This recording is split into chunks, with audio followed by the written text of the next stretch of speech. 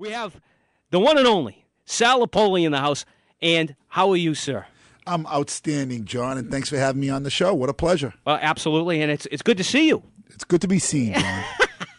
Especially with that snow outside. It is horrible. We were talking about the mass exodus out of Lowell tonight. Evidently, they informed the masses of people that live in Lowell that they're going to be clearing snow out of the downtown and asking everybody to park in garages. So I've never seen traffic like this. It was unbelievable. John, you're absolutely right. In and out of Lowell, it is crazy out there. Yeah, absolutely. So you decided to throw your hat into the Chelmsford School Committee race. I did, John. And I'm very excited about it. A lot of people have asked me why I would do something like that. Sometimes it's, we thought maybe you'd be doing something else, Sal, and if it was public office. But, John, I'm passionate about my town of Chelmsford. I'm passionate about children, passionate about education. I've always been there. I've been coaching for almost 10 years over there and president of the local Papuana board for almost 9 years. And being around the kids all the time, I just have a desire to always want to make a difference. And that's what I do within my organization. A lot of people are going to hear very shortly how much we are involved in education. But when you talk about kids, when you talk about education, there could be nothing finer. And therefore, I'm throwing my hat in the ring because over this past few months, I've seen some concern on the school committee board, and I think there's a little bit in need of help. This Nick DeSilvio is stepping down, and I thought it would be a great idea to contribute and allocate some time that I have in my life for the town of Chelmsford. Well, before we get into that, why don't you, look at this. You're a well-known guy. You've done a lot in Lawrence. You've done a lot in Chelmsford. You've done a lot throughout the Merrimack Valley. I don't know. You have like 40 plus change Sal's Pizza locations. You've got 5 restaurants, unless I missed one. You didn't. Since I left, you didn't add another one on me, did you? No, not yet, John. I'm waiting for you to find us one, and then we'll get it done. But. Imagine that 5 restaurants, 40 retail locations, pizza locations, you're a couple areas of the country, so you're a well-known guy, but I don't think there's a lot of people that really know Sal Lupoli, the man. They know of him. They see you in commercials. They see you on different things, or they read about the accomplishments or the latest mill that you bought, maybe even when people in Lowell here are listening. But, Chelmsford, I think, knows you, but not a lot of people know a lot about you. So tell us about yourself.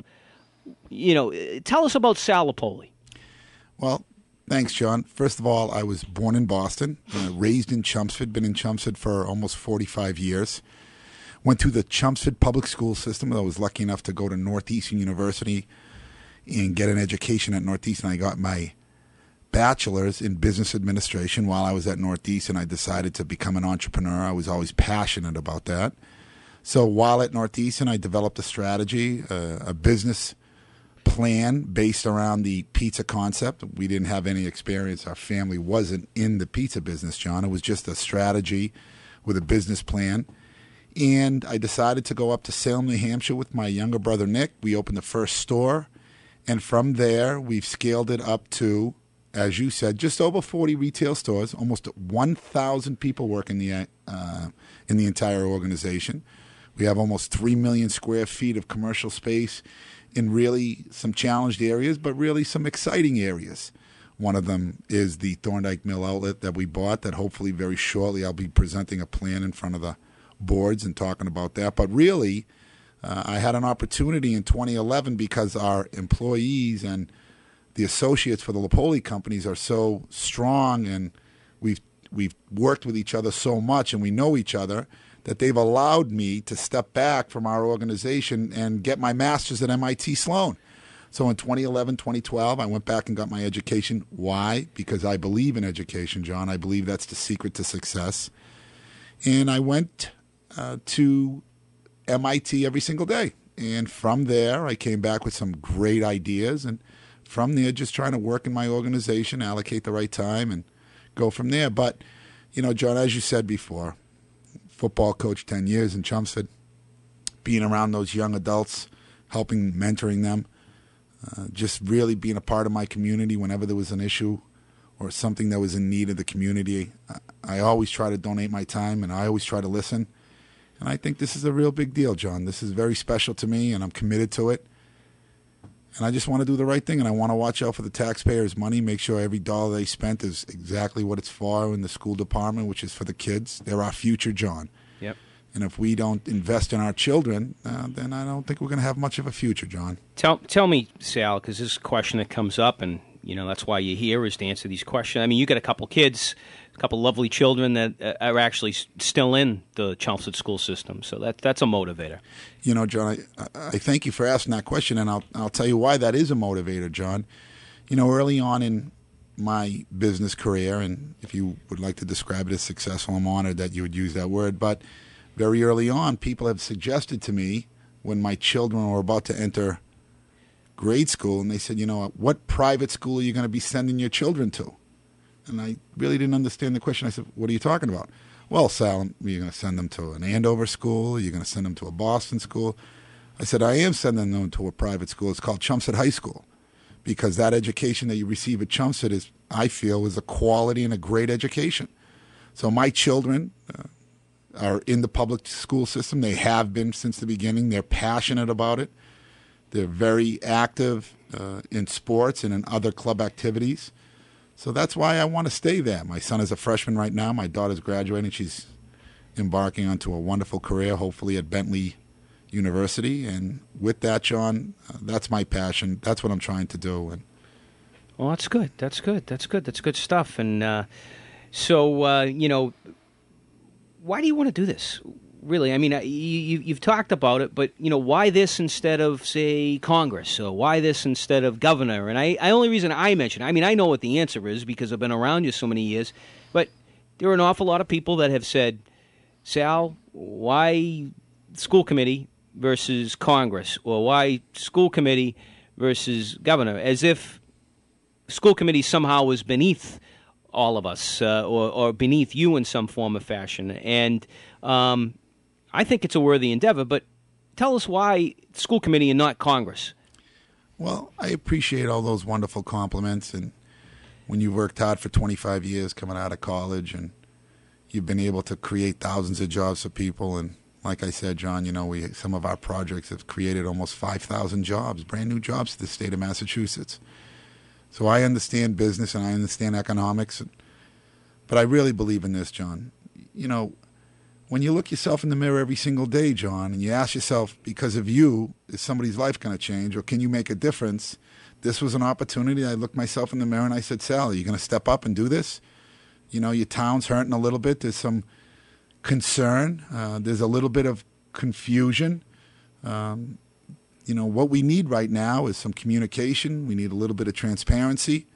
We need to build a rapport with the other boards within the town. But this was an opportunity that I saw, and it's not about Congress, John. It's not about those wonderful accolades of governor. And believe me, those are wonderful positions. But this is about, where are you needed today? What impact are you going to make today? And right now, I saw an opportunity to invest my time and energy to support my town that has given me so much. And I think that's what we're talking about, John. We're talking about giving back to a community that has given me so much and my family so much. Chelmsford has been so wonderful for my family. I have a big family. I have 5 brothers.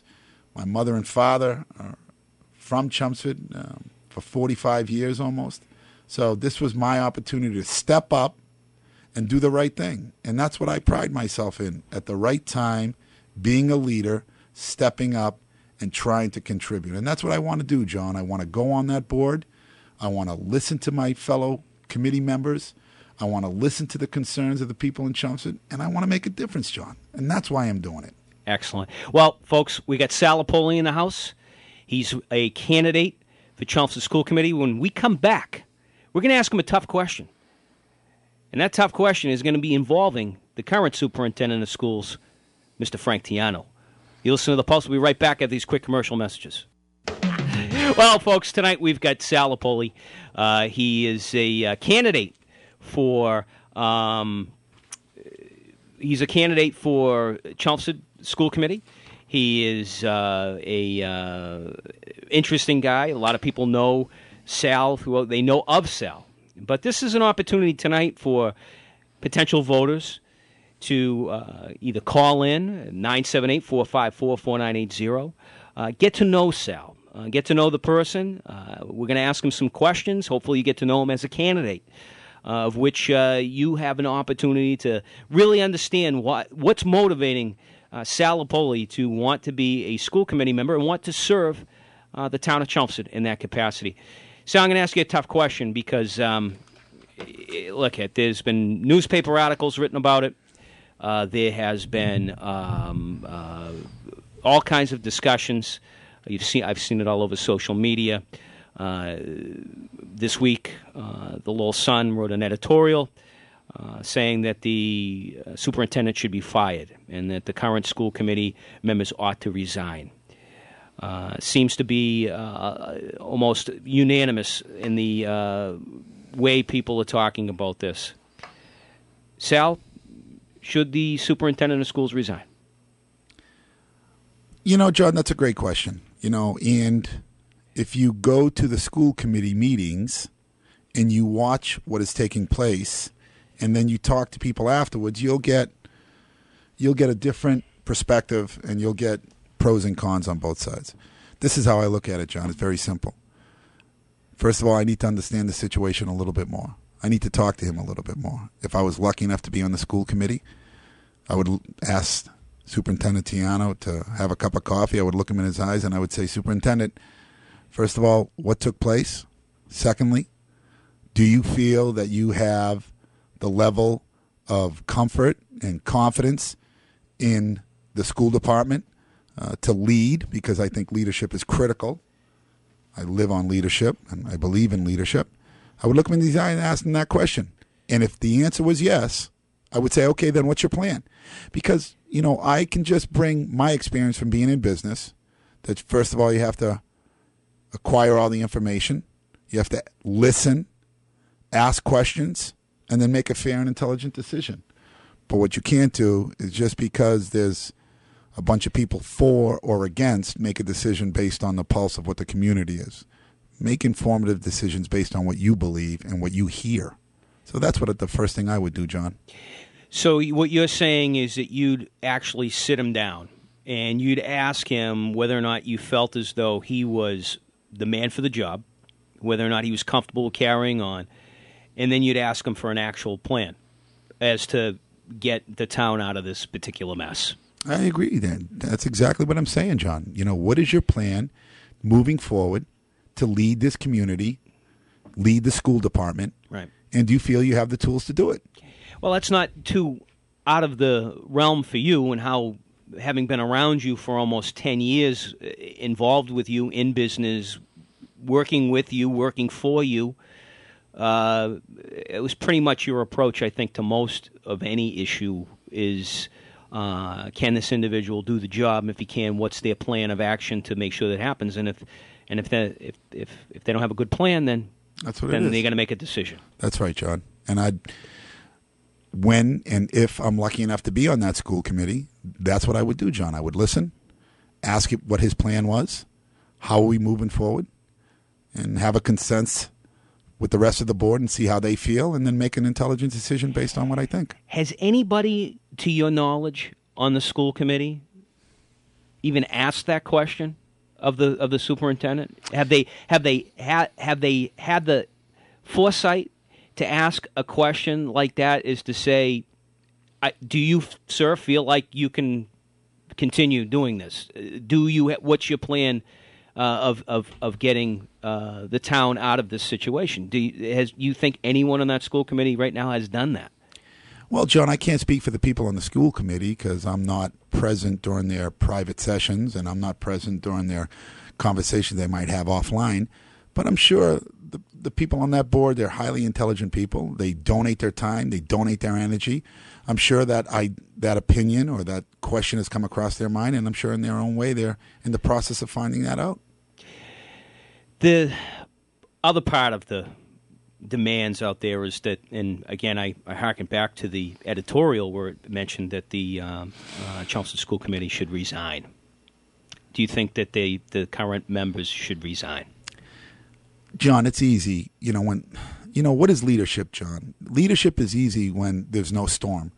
When there is a storm, can you lead through chaos? And right now, there's a little bit of chaos going on in that school committee in the town of Chelmsford. There's a little bit of confusion. I think those people that donate their time and energy should be actually commended for working hard and trying to find the right solution. Don't forget, these are non-paid taxpayers of Chelmsford doing their best they can. So before anybody says everybody should get fired, people should realize the time and effort that they've done, and then cautiously, when the opportunity comes, if you're not happy, well, when it comes time for a vote, well, then that's why we vote. That's where the real decisions are made. We welcome Tony to the Pulse. Welcome, sir. How are you? Thank you. Thank you for taking my call. Absolutely. How you doing? Very well, thank you. I just had, kind of a big picture question. What does Mr. Lupoli hope to accomplish as a member of the school committee? See, I'll take it away. Well, Tony, thank you for asking that question. Tony, I want to bring 25 years of being in business, being a leader of an organization. I want to bring a level of transparency. I want to bring communication that is within our organization that we work very hard for every single day. And then most of all, I want to build a rapport with the other boards. I want to speak to the finance department and the finance committee. I want to speak to the board of selectmen. When this problem first developed, I'm going to say it just like this. It's my understanding that the finance committee and the board of selectmen found out the day that it was released. I think if you had more communication, maybe the finance committee or the selectmen would have been able to support or been creative with some different ideas. And I think if you work in individual silos, I don't think you're going to accomplish a lot, Tony. So that's what one of the first things I would do. I'd bring leadership, I'd bring transparency, communication, and also build a rapport with the other boards. Tony, thank you for the call. Thank you very much. All right, have a good night. You too. Bye-bye. Thank you. Well, there was Tony. Good question, Tony. Good question. Good question. It's good to hear that people are engaged in their listening. And again, if you'd like to call in at 978-454-4980, feel free. Your time is my time until 7 o'clock. We've got Sal Lupoli. He's a candidate for Chelmsford School Committee. And we're going to ask him one more question before we take a very short intermission. And that is, Sal, well, maybe this isn't a short question. This could be an in-depth answer, I think, is more like it. You've got a lot of relationships, I know, in both business relationships and political relationships that you've worked very, very hard to foster over a very long time. One of the things that you always preached was that you have to be engaged and understand the political world in order to understand where your business fits within that world. And you built a lot of political relationships. You've built a lot of business relationships with people. Will you use or help, or do you think that those relationships will benefit you, number one, but will you use them to help benefit Chelmsford if you become a school committee member? That's an easy question, John. No question about it. It's taken me years to build the relationships that I have today, whether it's the local relationship or the state relationship or even at the federal level. John, I've worked very hard to build those relationships. I want to use those relationships to make sure Chelmsford gets everything they're supposed to, and then use those relationships to say, hey, you know what? Maybe we could get a little bit more for our kids. I mean, it's easy to use those relationships, and I will exhaust those relationships when you're talking about children and their education. So to the limit and beyond, John. One of the things that we've all in various communities have, and Lowell's no different, is that, when there's not a good relationship between, say, the town manager, in our case the city manager, and the state delegation, the state representatives really don't have an understanding of what the community might need. So, but when there's a good relationship and you have board members that are engaged, that have relationships with their local legislators and whatnot, I find that it's a lot easier for those state reps to do that. I mean, in Lowell right now, we have a former state legislator who's running the city, so you couldn't have a better relationship when it comes politically, but maybe not so much in the past. Do you feel that the school committee right now has a good relationship with its local delegation, or do you think that there's any kind of communication relative to that, or is that something you feel that you'll bring that's new to the school committee if you're elected? Great question, John. I can't speak for the people and the relationships they built. I'm sure there are relationships that exist between the school committee and local legislators, and maybe even at the federal level, at the state level. All I can tell you is this, John. I've worked very hard to amass a large number of network politically to be able to knock on those doors and say, hey, listen, it's time for Chelmsford to get their fair share. So there's no question about it. Those political leaders out there, they're going to be receiving a phone call, if I'm lucky enough to be elected, from Sal Lupoli to say, hey, listen, Chelmsford needs a little bit more, or Chelmsford needs their fair share. Excellent. You listen to The Pulse. We get Sal Lupoli in the house. Sal Lupoli, candidate for Chelmsford School Committee, and I think we've had a pretty interesting discussion. Some of the questions that I've read out there, some of the questions people have had, they've asked me why Sal wants to do this, and you know what?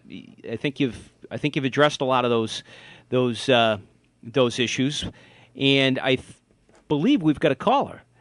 Ray, welcome to The Pulse. Thank you, John. You got a good guy there in Sal Lupoli. Sal knows how I feel about his family. Hi, Sal. Hi, Ray. How are you? Good. You have my full support. Thank you, Ray, and make sure you spread the word. We need it.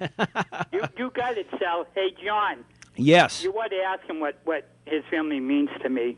I mean, I just moved back here from Nashua. Yep. And being on that field with him, and he can tell you, those boys mean everything to me. And just being around Sal, he's a great guy, and he's going to win that thing. Well, with people like you behind him, there's no question in my mind that he's got a very, very, very good chance. But one of the questions was asked me, Ray, I'm going to ask you a question about Sal Lupoli right now. I was asked this morning on Teddy Panos' show, Merrimack Valley in the Morning, when we were talking about Sal's appearance, whether or not Sal was actually going to knock on doors in Chelmsford like every other school committee member. And I laughed. I knew what the answer is, but why don't you tell me what you think? What I think? Yep. I would support him wholeheartedly, and he knows that. Excellent. Do you think he's going to knock on doors? Yes, I do. I believe in Sal, and Sal knows that. Excellent. Well, Ray, I want to thank you so much for calling in. It's nice of you to call, and hopefully you'll call in another time on the show. Thanks a lot. Okay, John. Have a good day. Have a good night, Sal. Thank you, Ray. Okay, right. Bye-bye. Well, Sal, you got at least one vote. Well, I know you got two because you got to vote for yourself. Thank you, John. And my wife. And your wife, you think. So that's the true question. When did the evolution really happen? Where Katie Lupoli finally said, "Sal, all right, let's run for a political seat," because there is no one besides my wife who is more against someone running for political office than Katie Lupoli. So what happened? What changed John, your mind? I think, I got to tell you the truth. Not a lot of people know this, but Katie was considering running for a school committee and maybe even selectman down the road. So I had to say, Katie, you know what? Why don't you give me a chance and let me test the waters over here, and I'll give you the update. I'm sorry, she would beat you. Yes, she would absolutely. She would beat most of the people I know. You hear that, Katie? I got your back. All right, so we've been talking about all kinds of things, but one of the things I think that we gotta talk about is that what do you think, as a candidate, needs to be done to end the current crisis with the school budget here in Chelmsford? Well, John, I was at the school committee the other day when they announced the budget, and I was lucky enough to listen to the principals and the directors and the people responsible for creating the budget. And you know that they've submitted a $53+ million budget. And I was absolutely astonished at the level of detail. that the school committee demanded. I mean, imagine people like Evelyn Thorin asking questions that are in the amounts of $300 or $400. You know, what are you doing with that money? So I want the town of Chelmsford to know right now that the present school committee board has asked some really unbelievable questions. I love the new program that the existing temporary business manager, Frank, put together. I think there's really a level of transparency right now, John. You know exactly where your dollars are going, but we just have to keep that going. We have to keep that transparency going. So with that, I think the budget right there is out there, and I think what we have to do is make sure our kids get the best education that they can get for the dollars that we're spending. How are they going to address the deficit? What are the plans so far? Are there any plans? Do you have any ideas of how they're going to address the deficit, which is really the reason why the superintendent is being questioned to the extent he is? Well, John, right now that $53 million kind of brings you up to date exactly what you owe. I don't know if the town of Chelmsford, based on the Chapter 70 money, is going to be able to get $53 million. My answer is probably it's not going to be. So I think that's where the coalition starts. That's where the communication starts. That's where you sit down with the other boards and say, hey, listen, this is what we need for our kids. And I think with that, that's where you start to build those political relationships. Use those relationships to say, hey, listen, is Chelmsford really getting their fair share? Because, John, what good is having a budget if you can't meet those needs? So what we have to do is find a way without taxing the taxpayers right now, without asking the taxpayers right now for more. How can we get to $53 million, or how can we get to what our kids need appropriately? One of the things that has also come across my bow, which frustrates me a little bit, having known you for as long as I've known you, is there were comments made to me that, you know, all of a sudden Sal Lupoli's splashing on the scene, and all of a sudden he wants to throw his weight around, and he wants to be the school committee member. What has he really ever done for the town of Chelmsford? Which I kind of laughed at that, because having been with you all these years, in the past, you know, wasn't there a Chelmsford field house that was built? Weren't there some new fields that were put into that you, I think, were part of? You tell me. Well, you know, John, thank you very much for pointing that out. Well, listen, you know, it kind of all goes back about, I don't know, 10 years ago when I started getting involved in Chelmsford athletics. You know, one of the first things that we wanted to do is redo the weight room over at Chelmsford High School, and we spent about $60,000. I was able to raise that. Oh, that's right. Raise that with some private donations. We redid the entire fitness center. I mean, they had equipment there when I was there in 1984. Having said that, we spent about $60,000 doing that. We renamed it the Jack Fletcher Weight Room, so a tribute to probably one of the greatest assets in the sports field in Chelmsford that we've ever had. Having said that, we then moved on to the wrestling room, which a collaboration with the McQuades and the Vecchionis. We were able to renovate that wrestling room and spent quite a bit of money over there. From there, we went over to the field house for Chelmsford Pop Warner. And if anyone ever remembers, we had a small little hut, I called it, a little trailer. I don't even know what it was. It was maybe 10 by 12. Wasn't certainly what it is today. Yeah, John, we went out there, and the Lupoli companies stepped up, and that's what we like to do. We like to step up when we're needed and when the community needs us, and we built that field house and donated it to the town of Chelmsford. Chelmsford Pop Warner runs it. They have community meetings in there right now, so we're excited about that. That was a six-figure program that we put together. And then most of all, what we're so blessed to be a part of, that we were asked, you know, Paul Cohen came up to me and he said, listen, Sal, we really want to do a couple of fields in Chelmsford. Do you think that you could raise from the private sector, you know, $500,000 plus for us to bridge the gap? We have about 2.6. I mean, we have 2.6. We need 3.1. We need 500,000 from the private sector. So with the help of the entire community, I was just a small piece of that. I was lucky enough to be head of that the private finance committee for the public. We raised, ready for this, John, over $500,000 in less than 7 months. Bowl. And somebody had the foresight to say, these Pop Warner kids can't play in this. Is dust. They can't even breathe. And somebody got a sprinkler system installed for the town of Chelmsford. I don't believe there was much money contributed out of the town, was there? But there was certainly a lot of time and effort contributed from a lot of different people to get that project up. There sure was, John. And this is one of the reasons I'm running for school committee, because when you talk about kids, people come running, John. Our community comes running. Chelmsford believes in their children. When we were trying to create a sprinkler system and a new lighting system and do some really great things, put a well over at Parker so the town wouldn't be paying for the water, we called Kidd Contracting, Kidd Sprinkler Systems, Kenny Kidd. We called a well service, Owen Wells from Tewksbury. And we also spoke with the electric company, and people like Scott McQuaid stepped up. But when the community came together, when it was all said and done, brand new sprinkler system, cost to the town, zero. Brand new lighting system, zero. Brand new well, zero. Sal Lupoli, with a little time to do it. But first, we want to take a call from Sean. Welcome to the Pulse. Hey, thanks for having me on. Thank you for calling in. I'd just like to ask Sal, with your business background, how do you anticipate that helping you with the school budget? Well, thanks for asking that question, Sean.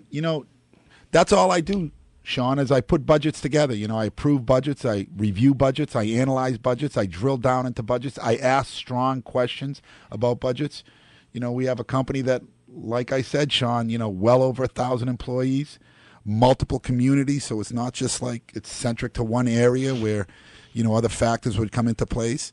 This is a business that we have that we cross over many lines, and being able to review budgets using my business background, using my leadership background, I really feel that in my education, with MIT and some of the programs I've learned over there, I really feel that will be the tipping point to be able to make a difference, Sean, because that's what we do. We make a difference. All right, Sean. Thank you for the call. Appreciate it. Thank you. All right. Very good.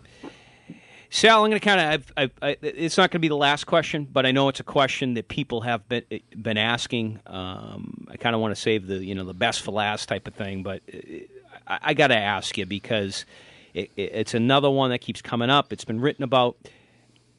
Do you have time for this? John, how do you not have time for your kids? How do you not have time for the future of Chelmsford? People, I love when that question is asked because they say the same thing to me. How do you have time to coach two sports simultaneously from 2 o'clock in the afternoon to 8:30 at night when they're our children, they're our kids? How do you have time to sit on boards? 501c3, we sit on about 4 or 5 501c3s right now where I'm either the chairman or an active participant. This is probably the easiest question I ever could answer. John, there are children. I refuse not to allocate. I refuse not to put this at a priority in my life. Everything else that I believe in when you talk about kids needs to take a back seat. Family and kids. So when the mother of a concerned child wants to call school committee members at 10 o'clock in the morning, and you're going to have time to respond to that. Well, I'll tell you what, John, and I'm not proud of it. I don't say it.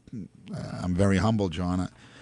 I probably only sleep about 3 or 4 hours a night because I'm always, thinking about opportunities or thinking about our company or thinking about opportunities to help. But I'll give you right now, John. Take this pen, write it down, 978-250-0966. John, that is my home number. If anybody wants to call me morning, noon, or night, and they want to talk about the children, let's go. Let's talk about it. There you go. That's my home number, John. That's not a business. That's Why not don't a you give that again? That's how people are going to get a hold of you? That's right. Call my home, 978-250-0966. John, I'm serious about this, and whatever I have to do, I'm going to do. So you're going to be knocking on doors. You're going to be answering phone calls. You're going to make time to be a active participant if you're lucky enough to be elected on the Chelmsford School Committee. Well, he answered that, folks. So, have you turned in your signatures yet? Well, John, the answer is I haven't. I need 50 signatures to turn in, and I'm proud to tell you right now there's been an overwhelming support. Right now I have over 200 signatures. I'm going to be passing in the signatures probably by the beginning of next week. So there's well over 200 signatures. I'm excited about it. And I just think that's a reflection about what the community thinks, and certainly my longevity of being in the town and being an active participant and helping where help is needed. Sal, I'm going to ask you a question that's commonly asked, but I'm going to ask you, I want to ask you, all the people that are getting behind you, tell me your number one supporter of Sal Lupoli in the community, or just give me a well-known person besides your wife, of a person that's supporting you in your endeavor, that has come out and said, Sal, I'm proud to get involved. I'm going to help you. I'm going to endorse you. Who is that person? Quick. It's very easy, John. Probably the single biggest visible person in Chelmsford when it comes to education is a gentleman by the name of Angelo Taranto. He was the first person I called up, and I said, Mr. T, who was my headmaster, my dean, and I said, this is what I'm planning on doing. He came to my house, asked me some tough questions, and at the end of it, he looked at me and he put his arm on my shoulder and he said, Sal, I think it's great. I'm excited that you're doing this. We need more young blood in our community to step up. And since then, he's been over my house several times. I've been on the phone with him multiple times. I hope his lovely wife, Mrs. T. Mrs. T, don't get mad at me. I am so sorry that I'm taking so much time for your husband. But I'll tell you what, he is a wealth of information, and there could be no finer gentleman I know that's involved in the school committee and the school system than Angelo Taranto. I'm blessed to have him in my life, and I'm blessed to call him my friend. Well, let me ask you another question that's been percolating out there in the I call it Twitter sphere. People have asked, and I think it's a fair question, is that, the impression is that Sal's got some pretty deep pockets out there, and he's going to spend he's going to spend a lot of money on this campaign. Are you going to raise money? Absolutely, John. This is not about somebody who's worked extremely hard his whole life, with his family. John, humble beginnings. My home was 1,800 square feet. I lived there with 6 boys, 2 parents. Very, very humble beginnings. I wouldn't have gone to college if it wasn't for an athletic scholarship. Having said that, I've worked hard enough to put myself in a position. Could I fund this myself? The answer is yes, John, but that's not what this is about.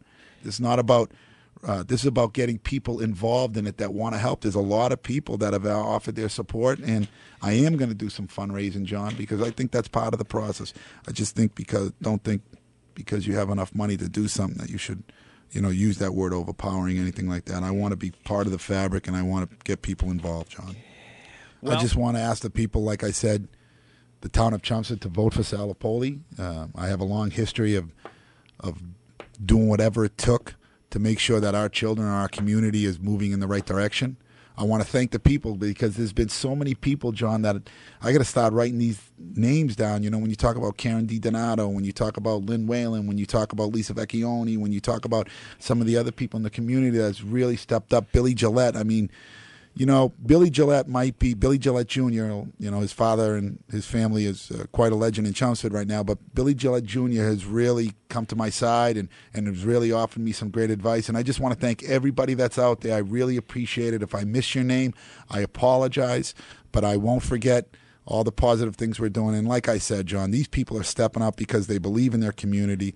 They believe in the leadership that I can bring. They believe in the level of transparency I plan, the communication, the building the rapport, and most of all, they know I'm serious because of my track record of helping kids, coaching kids, mentoring kids. John, this is the real thing. If I believe in this, John, if not you, then who? If not now, then when? And I think this is a perfect opportunity for me and my family to step up and contribute to the town of Chelmsford and use my skill set to help in business and help in the mentoring process and help in the leadership for the town of Chelmsford. So thank you, John. Thanks for letting me be on your show and get the word out. No, I appreciate it. It's been an honor. And one more quick question while we got a second. It's a yes or no question. Will you still coach football if you're elected to the school committee? The answer is unequivocally yes. You're going to have to drag me off the field over there with those kids. I mean, it's become a part of me, John. John, I've been donating my time for coming up on 10 years, and I talk to the athletic director all the time, Scotty Moreau, which is a whole nother conversation. I think he's doing an unbelievable job for Chelmsford Athletics, but that's something else we have to make sure that doesn't get cut. We have to make sure the music department, the arts department, we have to make sure the social clubs don't get cut in as well as athletics. So thank you, John. Very good. Sal Lupoli.